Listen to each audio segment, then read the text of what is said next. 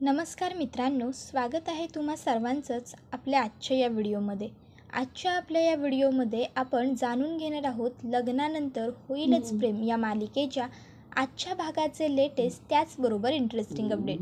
त्यामुळे पटापट व्हिडिओला लाईक करा, तसेच चॅनलला सबस्क्राईब करून बेल आयकॉन आठवणीने प्रेस करा, जेणेकरून तुम्हाला पुढच्या प्रत्येक व्हिडिओचं नोटिफिकेशन मिळत जाईल आणि सर्व व्हिडिओंचा आनंद हा अगदी उत्तम पद्धतीने घेता येईल. चला तर मग मित्रांनो, अजिबात वेळ वाया न घालवता सुरुवात करूया आपल्या आजच्या या व्हिडिओला. तर आता आपण इथे असं पाहतो की काव्यने आज सगळ्यांसाठी स्वयंपाक बनवला आहे, पण ही गोष्ट पार्थला माहीत नाही आहे. आता पार्थला ज्यावेळेस ही गोष्ट कळेल त्यावेळेस काय रिॲक्ट होणार पार्थ, सगळं जाणून घेण्यासाठी आपला व्हिडिओ शेवटपर्यंत नक्की पहा. तर आता आपण इथे असं पाहतो की बाबा आणि पार्थ हे दोघंही आता जेवणासाठी आलेले असतात. आता जेवणासाठी आल्यावरती बाबा हे पार्थला म्हणत असतात, पार्थ वास तर खूप खमंग येतोय नाही, काहीतरी खास बेत वाटतोय. इतक्यात तिकडे कल्पना आलेली असते. कल्पना आता जेवणाची ताटं ठेवून किचनमध्ये जात असते. इतक्यात बाबा तिला म्हणतात, काय गं कल्पना, यांनी सगळी जबाबदारी तुझ्यावर एकटीवर सोपवली की काय? त्यावर कल्पना म्हणते, नाही नाही दादा, आज हा सगळा स्वयंपाक मी नाही तर काव्यताईंनी केला आहे. त्यांनी घातला हा सगळा घाट. आता काव्यांनी केला हे सगळा स्वयंपाकाचा घाट असं म्हटल्याबरोबर बाबा पार्थकडे बघतात आणि म्हणत असतात, अरे म्हणजे हे पार्थसाठी स्पेशल आहे, आमच्यासाठी नाही. त्यानंतर आता नंदिनी त्या ठिकाणी येते आणि नंदिनी लगेचच कल्पनाला गजरा देत म्हणते, कल्पनाताई हे घ्या गजरा माळा. त्याबरोबर कल्पना गजरा घेते, धन्यवाद म्हणते आणि तिकडनं जाते. तर आता लगेचच मालिनी आणि जीवा खाली आलेले असतात. मालिनी म्हणत असते, आता आपण म्हणू शकतो की आपली मुलं तुमच्यावर गेली आहेत म्हणून. नाही, कारण आज बघा ना, जीवाने सुद्धा नंदिनीसाठी गजरा आणलाय. त्यावर बाबा म्हणतात, अरे मग येई तो बात होणी चाहिए. इतक्यात त्या ठिकाणी मंजू आत्या आलेली असते. नंदिनी लगेचच मंजू आत्याकडे जाते, तिच्या हातात गजरा ठेवत म्हणते, मंजू आत्या हा घ्या, तुम्ही केसात गजरा माळा, छान दिसेल. त्यावर मंजू आत्या म्हणते, अरे वा नंदिनी, आजपर्यंत माझ्या नवऱ्याने माझ्यासाठी कधीही गजरा आणला नव्हता, पण तू मात्र मला गजरा दिलास. त्याबरोबर लगेचच नंदिनी म्हणते, हो असू द्या, माळा छान दिसेल तुमच्याही केसात. आता लगेचच ती गजरा घेते. त्याबरोबर इथे लगेचच मालिनी म्हणत असते, बरं चला मग आता जेवायला बसलं पाहिजे ना आपण. इतक्यात त्या ठिकाणी काव्य आलेली असते. नंदिनीकडचा शेवटचा गजरा नंदिनी काव्याच्या हातावरती ठेवत म्हणते, काव्य हे घे, केसात गजरा माळ, तू सुद्धा छान दिसशील, धर. काव्य गजरा हातात घेते. मालिनी काकू म्हणायला लागतात, अगं नंदिनी असं काय करतेस, तू जरी केसात गजरा माळला तरी छानच दिसणार आहे की, आणि तुझ्या नवऱ्याने एवढ्या प्रेमाने आणलाय तुझ्यासाठी गजरा. त्याबरोबर लगेचच काव्या तो गजरा नंदिनीच्या हातावर ठेवत म्हणत असते, ताई हे घे, तू माळ, जे तुझ्या नशिबाचं आणि तुझ्या हक्काचं आहे ते तुलाच मिळायला हवं ना, धर. त्याबरोबर मात्र आता लगेचच पुढे काव्या म्हणायला लागते, बरं ठीक आहे, चला आता सगळ्यांनी पटापट जेवायला बसा. नाही काय आहे ना, आज सगळा बेत स्पेशल आहे, या पटापट जेवायला बसा सगळ्यांनी. आणि मग काव्या पुढचं सगळं जेवण वगैरे आणण्यासाठी किचनमध्ये जाते. आता काव्या तिकडनं गेल्याबरोबर लगेचच आई सगळ्यांना म्हणते, बरं चला मग आता बसून घेऊया आपण जेवायला. त्याबरोबर आता बाबा म्हणतात की नाही नाही, असं कसं, थांब जरा, मला माझ्या बायकोच्या केसात गजरा माळायचा आहे, मला पहिलं गजरा माळून घेऊ दे. त्यावर मालिनी काकू म्हणतात, अहो कशाला, मी माळेन ना नंतर माझा. त्यावर बाबा म्हणतात, ए नाही या, मी तुझ्या केसात गजरा माळणार आहे, दे मला गजरा. त्याबरोबर मालिनी काकू म्हणतात, अहो तुम्ही पण. त्यावर बाबा म्हणतात, दे म्हटलं ना. मग आईचा नाईलाज होतो आणि ती बाबांच्या हातावर गजरा ठेवते. बाबा आईला म्हणत असतात, अगं एकतर एवढ्या दिवसांनंतर टूरवरून मी परत आलो आहे आणि तुझ्या केसात साधा गजराही माळू नको. काय आहे ना, गजरा हा मुळात बनलाच या गोष्टीसाठी आहे की तू नवऱ्याने बायकोच्या केसात माळावा, कळलं का तुला? चल फिर मागे पटकन. मग मालिनी काकू मागे फिरतात आणि स्वतःच्या हाताने विक्रम काका त्यांच्या केसात गजरा माळतात. त्याबरोबर मालिनी काकू म्हणत असतात, झालं, फिटली तुमची हाऊस? त्यावर बाबा म्हणत असतात, हो मग बरोबर आहे, असंच असायला हवं. त्यावर लगेच नंदिनी म्हणते, या आता जेवायला बसूया. त्यावर बाबा म्हणतात, अरे गधड्या, एवढं लाईव्ह एक्झाम्पल दिलं आहे मी तुला आणि तू बायकोच्या केसात अजूनही गजरा मारणार नाही आहेस? जीवा, अरे मार ना नंदिनीच्या केसात गजरा, असं मालिनी काकू जीवाला म्हणतात. नंदिनी म्हणत असते, नाही अहो आई, कशाला, काय गरज आहे, म्हणजे मी असं म्हणत होते की कशाला ना उगाच, आता मी माळेन ना नंतर माझा गजरा. आपण जेवायला घेऊयात, सुरुवात करू. त्याबरोबर लगेचच आता आई ही जीवाला म्हणत असते, जीवा अरे मार ना. आणि मी जशी ऑकवर्ड होते की नाही सगळ्यांसमोर प्रत्येक वेळेस, तसं माझ्या सुनेने सुद्धा व्हायला हवं. अगं नंदिनी नको खरंच ऑकवर्ड होऊ, आपल्या घरातली माणसं आहेत सगळी. जीवा तू ये, गजरा मार नंदिनीच्या केसात. त्याबरोबर आता लगेचच जीवा हा नंदिनीच्या केसांमध्ये स्वतःच्या हाताने गजरा माळतो. सगळेजण खूप आनंदी होतात, टाळ्या वाजवतात. पण नंदिनीला मात्र काहीच आनंद वगैरे झालेला नसतो. त्यानंतर आता बाबा हे पार्थला स्वतःच्या खुर्चीवरती बसवतात आणि म्हणत असतात, पार्थ आज तू इथे बसून जेवायचं. त्यावर पार्थ म्हणतो, अहो बाबा कशासाठी? त्यावर बाबा लगेचच पार्थला म्हणतात, अरे असं काय करतो? आजची उत्सव मूर्ती तू आहेस. तुझ्यासाठी तुझ्या बायकोने एवढा खास बेत बनवलाय, मग तुला खास फील व्हायला नको का? बस तू इथे. मग आता काव्याने सगळं जेवण वगैरे आणलेलं असतं. काव्या लगेचच आता सगळ्यांना जेवण वाढायला घेते. त्याबरोबर बाबा काव्याचं तोंड भरून कौतुक करत असतात. ते म्हणत असतात की खरोखर काव्य छान स्वयंपाक बनवलायस तू. वास तर खूप जास्त छान येतोय, खमंग वास येतो एकदम बेस्ट. तुला खरं सांगू का, आज ना ऑफिसमध्ये मी छोले आणि पुरीचा विचार करतच होतो आणि घरी येऊन बघतो तर काय, तू छोले पुरीचा बेत घातलेलाच आहेस. खरं तर ना तुझं आणि जीवाचं आज कौतुक करायला हवं. म्हणजे दिवसभर आपला नवरा आपली बायको काम करते, थकते, मग संध्याकाळी त्यांना स्पेशल फील करवण्यासाठी तुम्ही हे जे काही करता ना, खरंच खूप भारी, ग्रेट आहे तुम्ही. त्याबरोबर लगेचच आता बाबा छान जेवतात आणि जेवणाचं कौतुक करत म्हणतात, छान छान बनवलंयस तू काव्य. अरे पार्थ तू का थांबलायस, तू सुद्धा सुरू कर ना. पार्थ पहिला घास खातो. बाबा विचारतात, कसं झालंय जेवण? त्यावर पार्थ म्हणतो, फक्त मान हलवून होकार देतो. त्यावर लगेचच मालिनी काकू पार्थला म्हणतात, पार्थ अरे फक्त काय, एवढा स्वयंपाक तिने तुझ्यासाठी केलाय ना, मग किमान तिचं कौतुक तरी कर. त्यावर मात्र आता पार्थचा नाईलाज होतो आणि मग पार्थ काव्याकडे बघतो आणि फक्त छान झालंय एवढंच म्हणतो. आता पार्थचा हा एक छान झालाय हा शब्दसुद्धा काव्यासाठी खूप महत्त्वाचा आणि अनमोल असतो. काव्याला खूप आनंद होतो पार्थच्या ह्या शब्दांमुळे. पण पार्थला मात्र काव्याने बनवलेला स्वयंपाक खाण्याची अजिबातच इच्छा नसते. पण घरातल्यांसमोर त्याला काहीच बोलता येत नसतं आणि त्याला ते जेवण जेवावंच लागतं. तर आता मालिनी काकू म्हणत असतात, खरंच खूप छान स्वयंपाक बनवलायस तू काव्या, उत्तम बेत केलायस. आणि पार्थ अरे तुझं काय, एवढ्या मनापासून स्वयंपाक बनवलाय ना तिने, मग कौतुक कर की. तर पार्थ कौतुक करत असतो. तर लगेचच इथे मंजू आत्या म्हणायला लागते की पण काय उपयोग, सगळा तर इंटरनेटवरूनच बघून बनवलं असणार ना.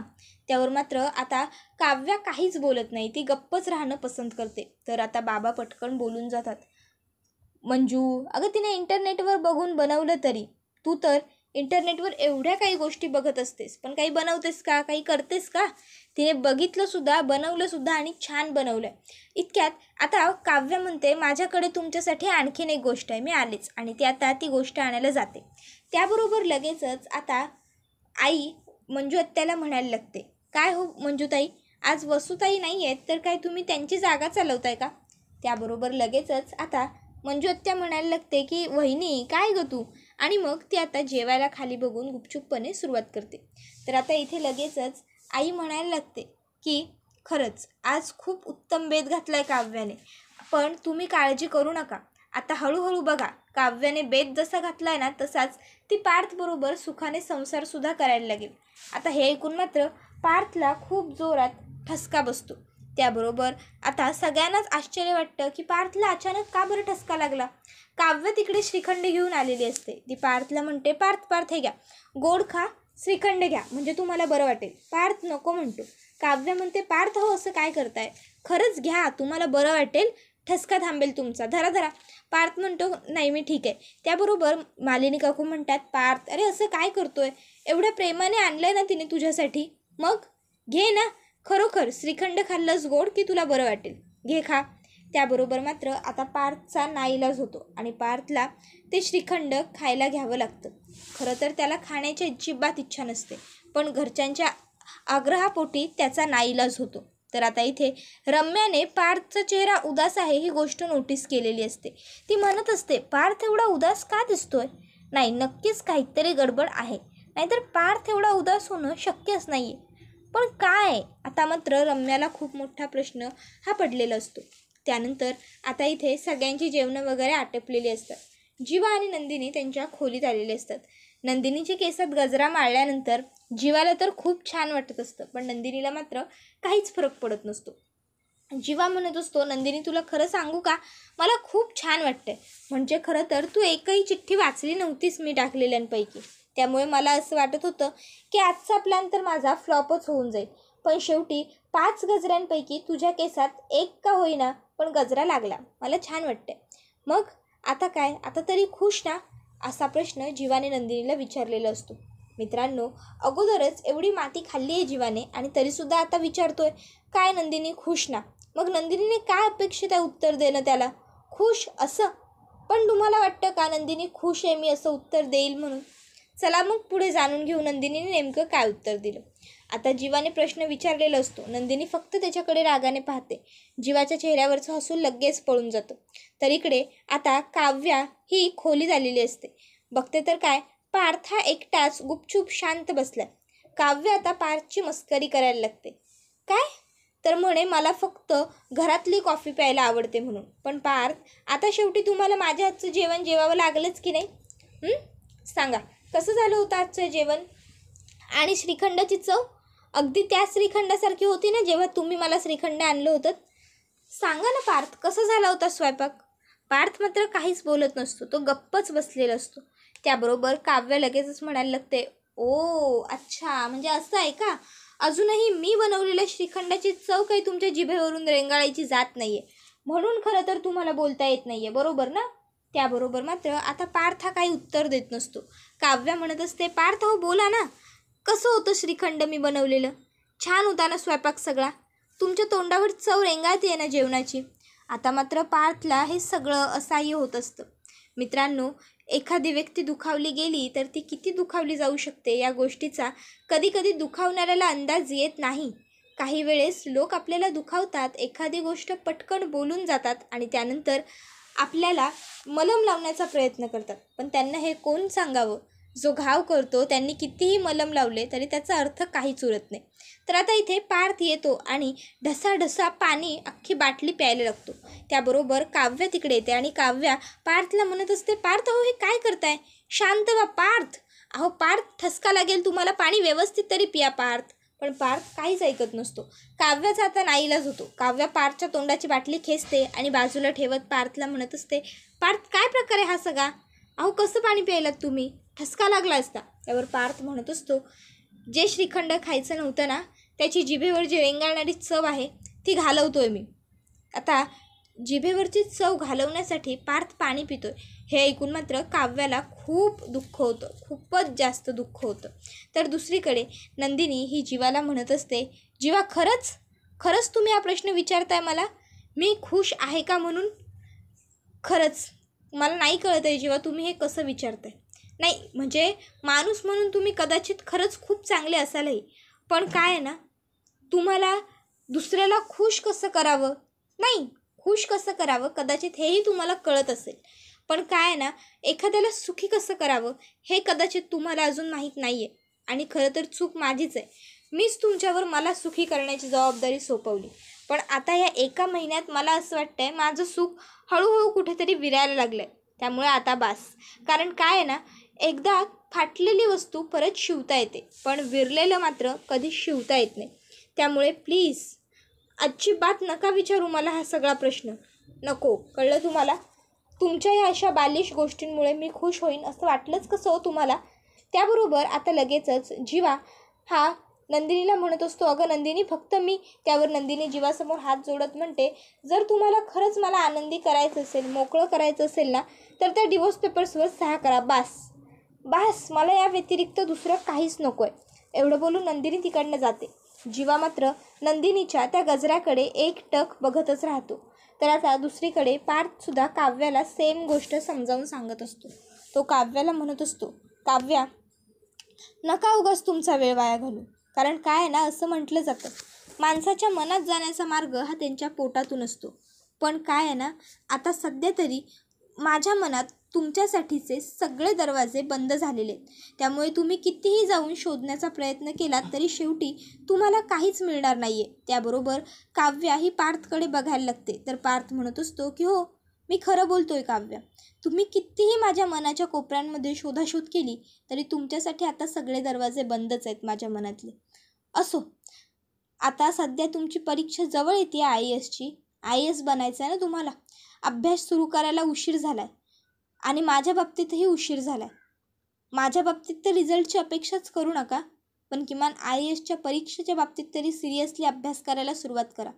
आज श्रीखंड बनवण्यात वेळ वाया घालवण्यापेक्षा पेपर्सवर सह्या करून अभ्यास केला असतात ना तर बरं झालं असतं. आता पार्थने असं म्हटल्याबरोबर काव्याला खूप वाईट वाटत असतं.